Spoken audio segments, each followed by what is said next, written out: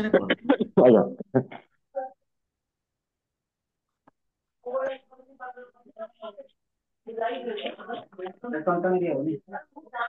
Sir ନମସ୍କାର, ମୁଁ ତନୁଶ୍ରୀ। ଆମ ସହିତ ଆଜି ବହୁତ ଚାଷୀ ସାର୍ ସାମିଲ ଅଛନ୍ତି ପେଜ୍ ଲାଇଭ ସେସନରେ। ସାର୍ ଆପଣ ପ୍ରଥମେ ଆମ ସହିତ ଯୋଉ ସାମିଲ ଅଛନ୍ତି ଚାଷୀ ସେମାନଙ୍କୁ ଆପଣଙ୍କ ପରିଚୟ ଦେବେ। ନମସ୍କାର ନମସ୍କାର କଣ ଆଜ୍ଞା? ସାର୍ ମୁଁ କହିଲି କି ଆପଣ ଆମ ସହିତ ଯୋଉ ଚାଷୀ ମାନେ ସାମିଲ ଅଛନ୍ତି ସାର୍ ସେମାନଙ୍କୁ ଆପଣଙ୍କ ପରିଚୟ ଦେବେ। କାଲି କହୁଥିଲେ କଣ? ଘଣ୍ଟା ପରେ ଆସିବ। ଘଣ୍ଟା ପରେ ଆସିବ। ଅନଲାଇନ ମିଟିଂ ଅଛି। ନା ଖାଲି ଟିକେ କହିଦେବା ଯେ କିସ ମତେ ଟ୍ରାଏଲ କରିବା କଥା। ମୁଁ କହୁଛି ଘଣ୍ଟା ପରେ ଆସିବ।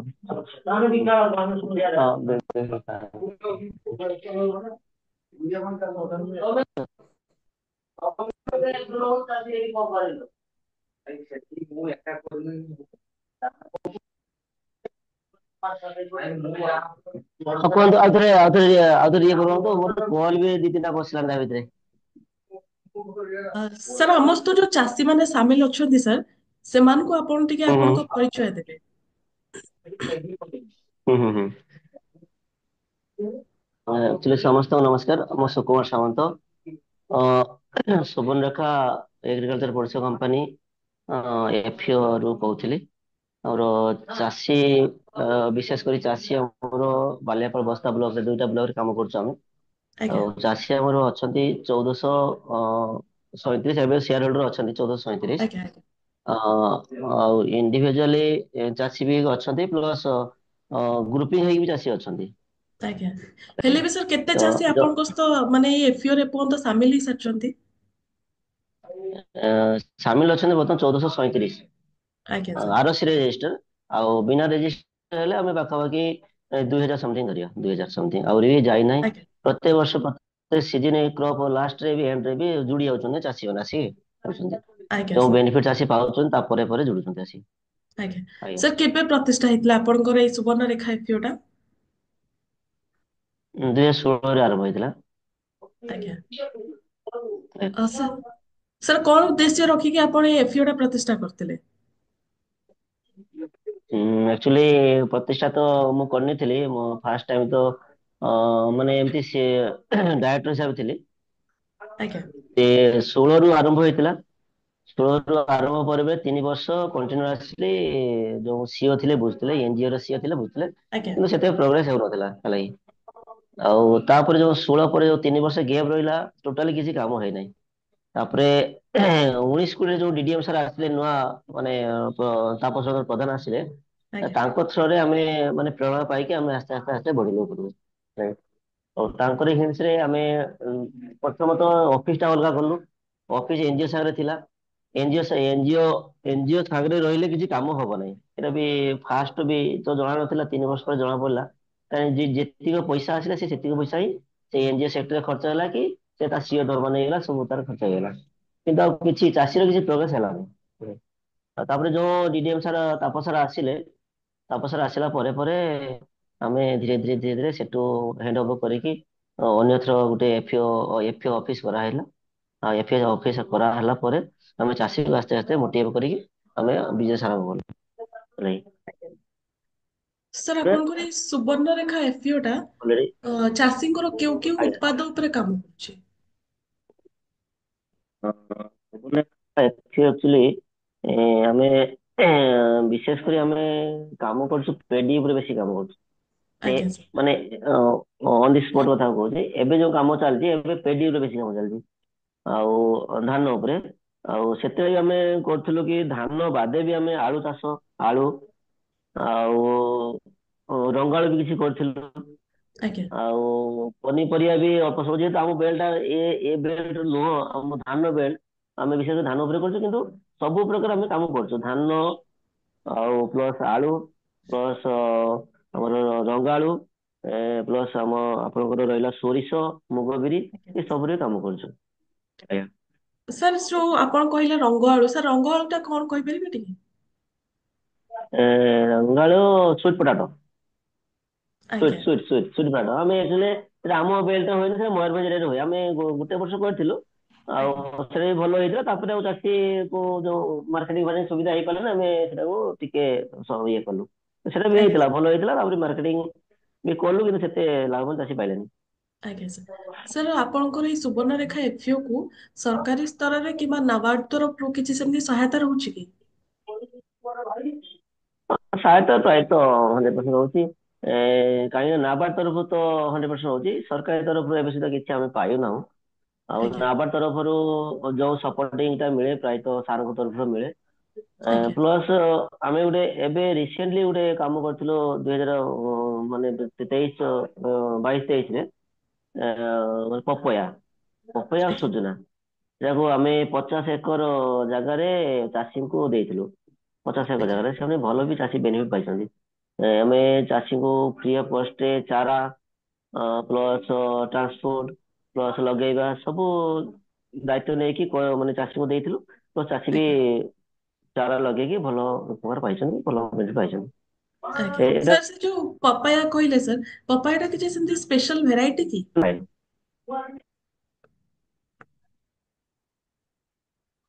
ବୁଝିପାରିଲେନି ସ୍ପେଶାଲ। ସାର୍ ଆପଣ ଯୋଉ କହିଲେ ପପାୟା ବି ଦେଇଛନ୍ତି ବୋଲି ଚାରା, ତ ସାର୍ ସେଇ ପପାୟାର ସେଟା କିଛି ସ୍ପେଶାଲ ଭେରାଇଟି କି? ସ୍ପେଶାଲ ଭେରାଇଟି ରେଡ୍ ଲେଡି ଥିଲା ଗୋଟେ, ଆଜ୍ଞା ସାର୍ ରେଡ୍ ଲେଡି। ଆଉ ଗୋଟେ ସିଣ୍ଟା, ଦୁଇଟା ଭେରାଇଟି ଆମେ ଆଜ୍ଞା କରିଥିଲୁ, ରେଡ୍ ଲେଡି, ସିଣ୍ଟା। ଆଉ ଯୋଉ ସୁଜନା ଥିଲା ଆପଣଙ୍କର ଓଡିଶୀ 3। ଆଜ୍ଞା ଓଡିଶୀ 3। ଆଉ ଆକ୍ଚୁଆଲି ପପୟା ତ ମୁଁ ଗୋଟେ ବର୍ଷ ମାନେ ଭଲ ହେଲା, ତାପରେ ତ ସେ ତ ନିହାତି ନଷ୍ଟ ହବ। କିନ୍ତୁ ଆଜ୍ଞା ଅବିକା ବି ବର୍ତ୍ତମାନ ବି ବହୁତ ଫୁଲ ଆସିଛି ସୁଜନାରେ। ତ ଚାଷୀ ବହୁତ ଖୁସି ଅଛନ୍ତି, ବର୍ତ୍ତମାନ ବହୁତ ଫୁଲ ଆସିଛି, ଫଳ ବି ଧରିଲାଣି, ଚାଷୀ ବହୁତ ଖୁସି ଅଛନ୍ତି। ଆଜ୍ଞା ସାର୍। ସେ ରେଡ୍ ଲେଡି ଅମୃତଭଣ୍ଡା କିସମରେ ପ୍ରଫିଟ ରହୁଛି ଆମ ଓଡିଶା ବଜାରରେ?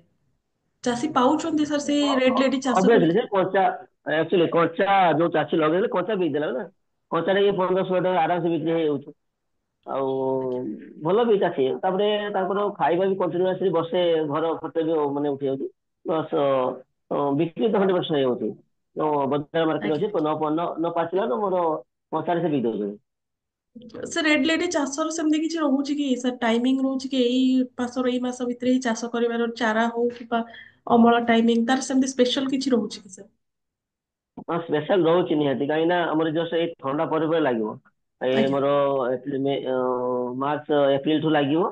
ଏପ୍ରିଲ ଲାଗିଲା ପରେ ସେଟା ଯଦି ଗଛ ଯଦି ଗ୍ରୋଥ କରିଗଲା ଠିକ ଟାଇମ ରେ, ଇନ୍ ଟାଇମ ରେ, ତାହେଲେ ସେ ଆଜ୍ଞା କଣ ମାନେ ଷୋଳ ଆସିଯିବ ବର୍ଷା ପାଇଁ। ଯଦି ଆମେ ଲେଟ୍ କରି ଲଗେଇବା, ଅଗଷ୍ଟ, ସେପ୍ଟେମ୍ବର, ଅକ୍ଟୋବରକୁ ଲଗେଇବା, ତାହେଲେ ଏଇ ଯୋଉ ବର୍ଷାଟା ହଉଛି, ବର୍ଷା ହେଲେ ତାର ଷୋଳ ରହୁନି। ଯାହା ପାଖରେ କ୍ରପ ନଷ୍ଟ ହଉଛି, ମାନେ ଯୋଉ ଆର୍ଦ୍ରତା ରହୁଛି ମାଟିରେ, ସେ ତ ଆଜ୍ଞା ଆର୍ଦ୍ରତା ସାର୍ ହେଲେ ନଷ୍ଟ ହେଇଯାଉଛି କ୍ରପ ଟା। ଆଜ୍ଞା ସାର୍। ସାର୍ ଆପଣ ଏବେ ଯୋଉ ଚାଷୀଙ୍କ ସହିତ କିଛି ସିଡ୍ସ ଉପରେ କାମ କରୁଛନ୍ତି କି ସାର୍? ବିହନ ଉପରେ ଚାଷୀଙ୍କ ସହିତ ମିଶିକି? ଆଜ୍ଞା।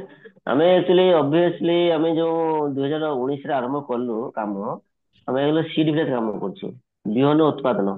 ଆଜ୍ଞା ସାର୍ ଚାଷୀଙ୍କର ବିହନ ଉତ୍ପାଦନ। ସେଟା ଆଜ୍ଞା ଗଭର୍ଣ୍ଣମେଣ୍ଟ ଲେବୁଲ ଆମେ କରୁନା, ଏଟା ଆମେ ପ୍ରାଇଭେଟ କରୁଛୁ, ହେଲାକି। ଯୋଉଟା କି ପ୍ରାଇଭେଟ କମ୍ପାନୀ 2-3ଟା କମ୍ପାନୀ ଆମ ସାଙ୍ଗରେ ଜଡିତ ଅଛନ୍ତି। ଗୋଟେ ଆଜ୍ଞା ହେଲେ ପାନ୍ ସିଡ୍, ସେ West Bengal company, pan seed private limited. ଆଉ ଆଜ୍ଞା ଗୋଟେ ହଉଛି GMS agritech private limited, West Bengal. ଏଇ ଆଜ୍ଞା ଦିଟା କମ୍ପାନୀ ଫାଷ୍ଟ ଆରମ୍ଭ କରିଥିଲୁ। ଅବିକା ବର୍ତ୍ତମାନ 4ଟା କମ୍ପାନୀ ଆମ ସହିତ ଜଡିତ ଅଛନ୍ତି। ଅବିକା ବାଲାଜୀ, ବାଲାଜୀ ସିଡ୍ ସେ ୱେଷ୍ଟ ଆମର ଓଡିଶା, ପ୍ଲସ୍ ମଙ୍ଗଳମୂର୍ତ୍ତି ଓଡିଶା। ଆଜ୍ଞା 4ଟା ସିଟ୍ ଆମେ ଅବିକା କାମ କରୁଛୁ। ସାର୍ ଅବିକା କାମ ଭିତରେ ଆମ ପାଖରେ, କୁହନ୍ତୁ କୁହନ୍ତୁ। ଆଜ୍ଞା ସାର୍। ଏଇ ଯୋଉ ବିହନ ସହିତ ଆପଣ ପ୍ରାଇଭେଟ କମ୍ପାନୀ ସହିତ ଜଡିତ ଅଛନ୍ତି ସାର୍, କେଉଁ କେଉଁ ବିହନ ଉପରେ ଆପଣ କାମ କରୁଛନ୍ତି? ବିହନ ତ ବହୁତ ଭେରାଇଟି ଅଛି। ଯୋଉଟା କି 135 ଦିନରୁ ଆରମ୍ଭ କରି 160 ଦିନ ପର୍ଯ୍ୟନ୍ତ ବିହନ ଅଛି। ଆଜ୍ଞା ବହୁତ ଗୁଡା ବିହନ ଅଛି। ଯଦି ନୋଟ କରିବେ ନୋଟ କରନ୍ତୁ। ଗୋଟେ ଯମୁନା ଭଳିଆ ଗୋଟେ ଅଛି, ଯମୁନା ସ୍ପେଶାଲି ଆଜ୍ଞା ଯମୁନା ଅଛି ପାନରେ। ଏଇଟା ବହୁତ ପ୍ରଡକ୍ସନ ଏରେ ପାଖାପାଖି 30 କୁଇଣ୍ଟାଲ ପ୍ରଡକ୍ସନ ଅଛି ଗୋଟେ ଏକର ଆଜ୍ଞା ଯମୁନା। ସାର୍ ଆଉ ଗୋଟେ ପୂଜା ରାଣୀ ଅଛି, ପୂଜା ରାଣୀ। ଆଉ ଉଲକାଫର ରହିଲା, ସନ୍ତୋଷୀ, ଡେରାଡୁନ, ବାଦଶାଭୋଗ, ବାଦଶାଭୋଗ ଯୋଉଟା କି ବାଦଶାଭୋଗ ରହୁଛି। ଆଉ ଆପଣଙ୍କର ରହୁଛି ବର୍ଷା, ଆଜ୍ଞା ଲଙ୍ଗ ଭେରାଇଟି। ଆଉ ଗୀତାଞ୍ଜଳି ରହୁଛି ଲଙ୍ଗ ଭେରାଇଟି। ଏଇସବୁ ଆମେ ପ୍ରାୟତଃ ସବୁ କମ୍ପାନୀ ମିଶିକି କାମ କରୁଛୁ। ଆଜ୍ଞା ସାର୍, ଏଇ ଯୋଉ ବିହନ ଯଦି ଚାଷୀ ଆପଣଙ୍କ ପାଖରୁ ନଉଛନ୍ତି ସାର୍, ତ ତାଙ୍କର ମାନେ ଫସଲ ଟା ଠିକ ଠାକ ହଉଛି, ପ୍ରଫିଟେବଲ ରହୁଛନ୍ତି ଚାଷୀ? ହଁ, ଆକ୍ଚୁଆଲି ବିହନ ଯଦି କହିବାକୁ ଯିବା, ବିହନ ଆମେ ପୁରା 100% ପିଓର ବିହନ ଦଉଛୁ। କାହିଁକି ନା ଆଜ୍ଞା ଯୋଉ ମାର୍କେଟରେ ଯୋଉ ଧାନ ବିହନ ବିକ୍ରି ହଉଛି ସେଟା ସାର୍ଟିଫାଇଡ ବିହନ ବିକ୍ରି ବା ଟ୍ରୁ ସେଲ୍ ବିକ୍ରି ହଉଛି, ମାନେ ସାର୍ଟିଫାଇଡ ଧାନ ବିକ୍ରି ହଉଛି। ତ ଆମେ ଯେଟା ଦଉଛୁ, ଆମେ ଫାଉଣ୍ଡେସନ ଦଉଛୁ, ଚାଷୀଙ୍କୁ ଦଉଛୁ, ଫାଉଣ୍ଡେସନ ଦଉଛୁ। ଫାଉଣ୍ଡେସନ ପରେ ଆମେ ସାର୍ଟିଫାଇ କରୁଛୁ, ଆଜ୍ଞା ଯେଟା କି ମାନେ ଟ୍ରୁ ସେଲ୍ ବିକ୍ରି ହଉଛି। ହେଲା କି ଯୋଉ ଗଭର୍ଣ୍ଣମେଣ୍ଟ ପ୍ରୋଗ୍ରାମ ଯୋଉ ସିଷ୍ଟମ ରେ ଆମେ ଅଛି, ଯୋଉ ଗଭର୍ଣ୍ଣମେଣ୍ଟ ଯୋଉ ପ୍ରୋଗ୍ରାମ କରୁଛି, ପ୍ଲସ୍ ଆମେ ସେଇଟାକୁ ପ୍ରାଇଭେଟଲି କରୁଛୁ, ଗଭର୍ଣ୍ଣମେଣ୍ଟ ନ ଯାଇ ଆମେ ପ୍ରାଇଭେଟଲି କରୁଛୁ। ଆଜ୍ଞା ସାର୍। ସାର୍ ଏଫିଓ ଟା ଅଛି କି ଫାର୍ମରଙ୍କ ଇନକମ୍ କୁ ଦ୍ୱିଗୁଣିତ କରିବ ସାର୍। ତ ସାର୍ ଆପଣଙ୍କୁ ସେମିତି ଲାଗୁଛି କି ଆପଣଙ୍କ ଏଫିଓ ଯୋଉ ଚାଷୀଙ୍କ ସହିତ ଜଡିତ ରହିଛି, ତାଙ୍କ ଉତ୍ପାଦ ଯଦି ସେମାନେ ଆପଣଙ୍କୁ ଦଉଛନ୍ତି, ସେମାନେ ପ୍ରଫିଟେବଲ ରହୁଛନ୍ତି? 100% ପ୍ରଫିଟେବିଲିଟି 100% ରହୁଛି। କାହିଁକି ନା ମାନେ ଯୋଉ ଦେଖନ୍ତୁ ମାନେ ଯୋଉ ଗଭର୍ଣ୍ଣମେଣ୍ଟ କଥା ଆମେ ଚିନ୍ତା କରିବା, ଯଦି ଆଜ୍ଞା ଆମେ ଗଭର୍ଣ୍ଣମେଣ୍ଟ କୁ ଚାହିଁବା, ତ ଗଭର୍ଣ୍ଣମେଣ୍ଟ ଯାହାର ଜମି ଅଛି ଗଭର୍ଣ୍ଣମେଣ୍ଟ ଧାନ ଦଉଛନ୍ତି। ଏଇଟା ଆଜ୍ଞା ଆମର ଗୋଟେ ଫାଷ୍ଟ ଥିଙ୍ଗ ଥିଲା। ଆମେ ଯୋଉ ଭାଗ ଚାଷୀ ଆଉ ଯୋଉ ଗାଁ ଗହଳି ଅଛନ୍ତି ଭାଗ ଚାଷୀ, ଆମେ ତାକୁ ନେଇକି ଗୋଟେ ଆମେ ସଂଗଠନ କରିବା, ପ୍ଲସ୍ ଚାଷ ତାଙ୍କୁ ହିଁ ବେନିଫିଟ ଦବା। ତ ମୁଁ ବି ସେଇଟା ହିଁ ଫାଷ୍ଟ ଆରମ୍ଭ କରିଥିଲି, ସେ ଭାଗ ଚାଷୀ ପାଖରୁ ଆରମ୍ଭ କରିଥିଲି। ଭାଗ ଚାଷୀ ପ୍ରାୟତଃ 90% ଆମ ପାଖରେ ଭାଗ ଚାଷୀ ଅଛନ୍ତି। ହେଲା କି? ଆଉ ଯୋଉ 90% ଭାଗ ଚାଷୀ ଅଛନ୍ତି, ସେମାନେ କି ବଖରା କରନ୍ତି, ଯୋଉଟା କି ବଖରା ବା ଭାଗ ଚାଷୀ ଆମେ କହୁଛେ, ବଖରା କରନ୍ତି। ଆଜ୍ଞା ହେଲା କି? ଆଉ ସେ ଚାଷଟା ଧାନଟା ଯୋଉ ଧାନ ଆକାରରେ ଆମେ କାମ କରୁଛୁ, ଯୋଉଟା କି ଆମେ ମାର୍କେଟରୁ ପାଖାପାଖି 200 300 400 ଟଙ୍କାରେ, ଏ ସିଜିନ କଥା କହୁଛି, ଆଜ୍ଞା ପାଖାପାଖି 400 ଟଙ୍କାରେ ଆମେ ଅଧିକା ରେଟ୍ ଉଠେଇଛୁ। ଯଦି ଆଜ୍ଞା ଦେଖନ୍ତୁ, ଯଦି ମାର୍କେଟରେ 400 ଟଙ୍କା ଅଧିକା ରେଟ୍ ଆମେ ଉଠେଇବୁ, ତାହେଲେ ଅବଭିୟସଲି ସମସ୍ତ ଚାଷୀ ଆମର ଯୋଡ଼ିବେ। ତ ଭାଗ ଚାଷୀ ଆଜ୍ଞା କଣ କରିବେ? ଭାଗ ଚାଷୀ ଚାଷ କଲେ, ପ୍ଲସ୍ ଚାଷ କରିବା ପରେ ପରେ ବେପାରୀ ତାକୁ ଧାନ ନେଇଗଲେ। ବେପାରୀ ଧାନ ନେଇଯାଉଛି, କେତେ ରେଟ୍ ନେଇଯାଉଛି? 1900 1800 1900 ନେଇଯାଉଛି। କିନ୍ତୁ ଆମେ ଯୋଉ ପ୍ରକାର ଆରମ୍ଭ କଲୁ, ତ ସେଟା ଆମେ 400 ଟଙ୍କା ଡିଫରେନ୍ସ ଆମେ କାମ କରୁଛୁ। ଆଜ୍ଞା ଯାହାଫଳରେ କି ଆମ ସାଙ୍ଗରେ ଜଡିତ ଅଲରେଡି 100% ଅଛନ୍ତି। ଆଉ ଯୋଉ ଆଜ୍ଞା ଯୋଉ ଚାଷୀ ଭାଗ ଚାଷୀ ଅଛନ୍ତି ବା ବଖରା ଚାଷୀ ଅଛନ୍ତି, ସେମାନେ ସୋସାଇଟିରେ କୌଣସି ପ୍ରକାର ଯାଇପାରୁନାହାନ୍ତି। କାହିଁକି? ତାଙ୍କ ପାଖରେ ଜମି ନାହିଁ, ପ୍ଲସ୍ ତାଙ୍କର ବେନିଫିଟ କିଛି ପାଇପାରିବେନି ସୋସାଇଟିରେ। ଆଜ୍ଞା ଚାଷୀ ତ 100% ମାନେ ବେନିଫିଟ ଅଛି। ଆଜ୍ଞା। ଆଜ୍ଞା ସାର୍। ସାର୍ ଆପଣ ସେମିତି କିଛି ଚାଷ କାମରେ ନିଜେ ନିୟୋଜିତ ଅଛନ୍ତି କି ସାର୍? ନିଜେ କିଛି ଚାଷ କାମ କରନ୍ତି କି? ଖବର ନିଜେ ତ ଆକ୍ଚୁଆଲି ମୁଁ ଏବେ ତ ଟିକେ କମିଛି, ଯେହେତୁ କାମଟା ପ୍ରେସର ଅଲଗା କାମ ଅଛି, ପ୍ରେସର କମିଛି। ତଥାପି ଆଜ୍ଞା 2 ଏକର 3 ଏକର ଭଳିଆ କରୁଛି, ଚାଷ ହଉଛି। କିନ୍ତୁ ଆଗରୁ ବେଶୀ କରୁଥିଲି, 10 ଏକର 12 ଏକର ଚାଷ ହଉଥିଲା। ଆଉ ଏବେ କିନ୍ତୁ କମେଇ ଦେଇଛି, ଚାଷ ଆଜ୍ଞା ହଉଛି। ଆଜ୍ଞା ସାର୍। ସାର୍ ଆପଣଙ୍କର ସୁବର୍ଣ୍ଣରେଖା ଏଫିଓ ଚାଷୀଙ୍କୁ ନିଜ ତରଫରୁ କେଉଁ କେଉଁ ସ୍ପେଶାଲ ସୁବିଧା ସବୁ ଦଉଛି ସାର୍? ଯେମିତି ଋଣ ବ୍ୟବସ୍ଥା ହେଲା କି ତାଙ୍କ ଉତ୍ପାଦ ଆଣିକି ପ୍ରୋସେସିଂ କରିକି ମାର୍କେଟରେ ଦବା। ଏବେ ନାବାର୍ଡ ବି ବହୁତ ସାରା ରୁରାଲ ମାର୍ଟ ସବୁ କରିଦେଲାଣି ବିଭିନ୍ନ ଜିଲ୍ଲାରେ ସାର୍। ତ ନାବାର୍ଡ ଡାଇରେକ୍ଟ ଚାଷୀ ସେଠି ନେଇକି ନିଜ ପ୍ରଡକ୍ଟ ବିକୁଛନ୍ତି, ଯୋଉଟା କି ଡାଇରେକ୍ଟ ମାର୍କେଟ ସହିତ ସେମାନେ ନାବାର୍ଡ ଥ୍ରୁରେ କନେକ୍ଟ ହେଇଯାଉଛନ୍ତି ସାର୍। ସାର୍ ମତେ ଟିକେ ସେଇଟା ବୁଝେଇବେ। ଆକ୍ଚୁଆଲି ସେମିତି ତ ଡାଇରେକ୍ଟ ଚାଷୀ କିଛି ମାନେ ଆମେ ତାଙ୍କୁ ସୁବିଧା ଦେଇପାରୁନୁ, କିନ୍ତୁ ଆମ ଆଜ୍ଞା ପାଖରେ ମାର୍କେଟିଂ ସୁବିଧା ଅଛି। ସେ ପ୍ରଡକ୍ସନ କରିଦେଲେ ଆମେ ନେଇଗଲୁ, କିନ୍ତୁ ତାକୁ ଯେ ମାନେ ରିପ୍ରୋସେସିଂ କରିକି କାମ କରିବା, ସେଗୁଡା କିଛି ସୁବିଧା ପାଇପାରୁନ। କିନ୍ତୁ ଅନ୍ୟଥର ଯୋଉଟା ଲୋନ କଥା କହିଲେ, ଲୋନ ଟା ବି ଚାଷୀଙ୍କୁ ପ୍ରାୟତଃ ଇଣ୍ଡିଭିଜୁଆଲ ଚାଷୀଙ୍କୁ ଦିଆଯାଉଛି। ଆଜ୍ଞା ଆଉ ଯୋଉଟା କି ଛେଳି ଛେଳି ହଉ କି କୁକୁଡ଼ା ହଉ, ସେ ଆକାରରେ ଆମେ କାମ କରୁନାହିଁ। ଆଉ କେବିକେ ର ଯୋଉ ସୁବିଧା ଅଛି, ଆମେ ତାଙ୍କୁ ଚାଷୀଙ୍କୁ ଯୋଗେଇ ଦଉଛୁ। ଯୋଉ ଆଜ୍ଞା। କେବିକେ ରେ ଯୋଉ ସୁବିଧା ଗୁଡା ଅଛି, ଆଉ ସେଇ ଚାଷୀଙ୍କୁ ପ୍ରାୟତଃ ମ୍ୟାକ୍ସିମମ୍ ଚାଷୀଙ୍କୁ ସୁବିଧା ଦିଆହଉଛି। ମାନେ ଆପଣଙ୍କ ଏଫିଓ ମାନେ ତରଫରୁ ସାର୍ କେଭିକେ ର ଯୋଉ ସ୍କିମ୍ ସବୁ ଅଛି, ଯୋଉ ସୁବିଧା ଯୋଜନା ଅଛି ସାର୍, ସେଇଟା ଆପଣଙ୍କ ଏଫିଓ ତରଫରୁ ଚାଷୀଙ୍କୁ ଆଜ୍ଞା ମିଳୁଛି ସାର୍? ଆଜ୍ଞା ଆଜ୍ଞା ଆଜ୍ଞା ଆଜ୍ଞା। ହୁଁ। ଆଜ୍ଞା ସାର୍। ସାର୍ ଆପଣଙ୍କର ଯୋଉ ଚାଷୀ ଯୋଉ କିଛି ଯେମିତି ମିଲେଟ ହେଲା, ଅନ୍ୟାନ୍ୟ ସାମାନ ବି ରହୁଛି ସାର୍, ମାନେ କଞ୍ଚାମାଲ କିଣିକି ଆପଣ ସେମିତି କିଛି ପ୍ରୋସେସିଂ କରିକି ମାର୍କେଟ କୁ ଛାଡୁଛନ୍ତି କି ଜିନିଷ? ହୁଁ ହୁଁ। ଆମେ ଏକ୍ଚୁଆଲି ଧାନ ଉପରେ ତ କରୁନାହୁଁ, ଆମେ ମିଲେଟ ଉପରେ କାମ କରୁଛୁ। ମିଲେଟ ଆଜ୍ଞା ଉପରେ 2ଟା ବ୍ଲକ ଆମେ କାମ କରୁଛୁ। ଯୋଉଟା କି ଓଡିଶା ଗଭର୍ଣ୍ଣମେଣ୍ଟ ତରଫରୁ କାମ ହଉଛି, ମିଲେଟ ମିଶନ। ଆଜ୍ଞା ଗୋଟେ ନୀଳଗିରି, ଆଉ ଗୋଟେ ଔପଦା, ଦିଟା ବ୍ଲକରେ ଆମେ କାମ କରୁଛୁ।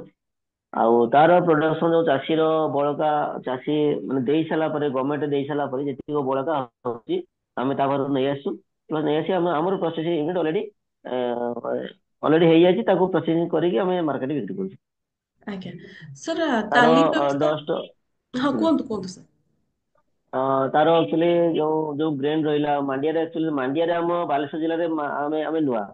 ଆଜ୍ଞା ଆଉ ବାଲେଶ୍ୱର ଜିଲ୍ଲା ଟୋଟାଲି ବି ମାନେ କେହି ଜାଣିନାହାନ୍ତି ଯେ ମାଣ୍ଡିଆ କଣ। ତାକୁ ଆମ ଯୋଉ ମାର୍ଟରେ ଗୋଟେ ଆମେ ମାର୍ଟ କରିଛୁ ବାଲେଶ୍ୱର ଉପରେ ବା ମାର୍ଟ ଗୋଟେ କରିଛୁ। ସେଇ ମାର୍ଟରେ ଆମେ ନ୍ୟୁଜ ପେପର ସହ ମାନେ ଆଡଭର୍ଟାଇଜ ସହ ଆଜ୍ଞା ଆମର ବିକ୍ରି ବି ମାନେ କରାଯାଉଛି ମାନେ କରାଯାଉଛି। ହେଲେ ଆଜ୍ଞା ଆଉ ପ୍ରୋସେସିଂ ୟୁନିଟ ଟା ଆମର ସେଇ ମାଣ୍ଡିଆ ଉପରେ ହିଁ ପ୍ରୋସେସିଂ ୟୁନିଟ କରାଯାଇଛି। ଆଉ ଆଜ୍ଞା ସେ ପ୍ରୋସେସିଂ କରିକି ଡଷ୍ଟ କରିକି ପ୍ୟାକେଟିଂ କରି ବିକ୍ରି ହେଉଛି। ଆଜ୍ଞା ସାର୍ ତାଲିମ ବ୍ୟବସ୍ଥା ସେମିତି କିଛି ରହିଛି କି ଆପଣଙ୍କ ଏରିଆରେ?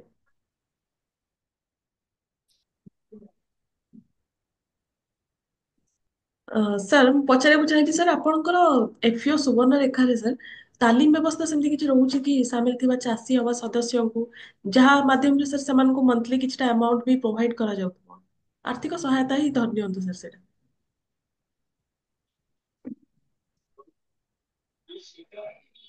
ତାଲିମର ତ କିଛି ବ୍ୟବସ୍ଥା ସୋରିଷ ଯୋଉ ସୋରିଷ ଚାଷ ଟା ମାନେ ହଉଥିଲା ତାର ତାଲିମ ବ୍ୟବସ୍ଥା ଥିଲା। ତ ସେଟା କଣ୍ଟିନ୍ୟୁସଲି ହୁଏ ନାହିଁ ସେଟା ସିଜନ ଅନୁସାରେ ହୁଏ ତାଲିମ ବ୍ୟବସ୍ଥା ଟା। ଆଜ୍ଞା ସାର୍ ଜିଲ୍ଲାରେ ଅନ୍ୟାନ୍ୟ ସ୍ଥାନରେ ସେମିତି କିଛି ହୁଏ କି ସାର୍ ଏଫିଓ ତରଫରୁ ଯାଇକି ଗାଁ ଗୁଡାକରେ ତାଲିମ ଦବା ବିହନ ବିଷୟରେ କିମ୍ବା ଅନ୍ୟାନ୍ୟ ଯୋଉ ସରକାରୀ ସ୍କିମ୍ ସବୁ ଆସୁଛି ଯୋଉମାନେ ଜାଣି ପାରୁନାହାନ୍ତି ସାର୍ ସେମିତି କିଛି ତାଲିମ ବ୍ୟବସ୍ଥା ରଖୁଛନ୍ତି କି ଗାଁ ଗୁଡାକରେ?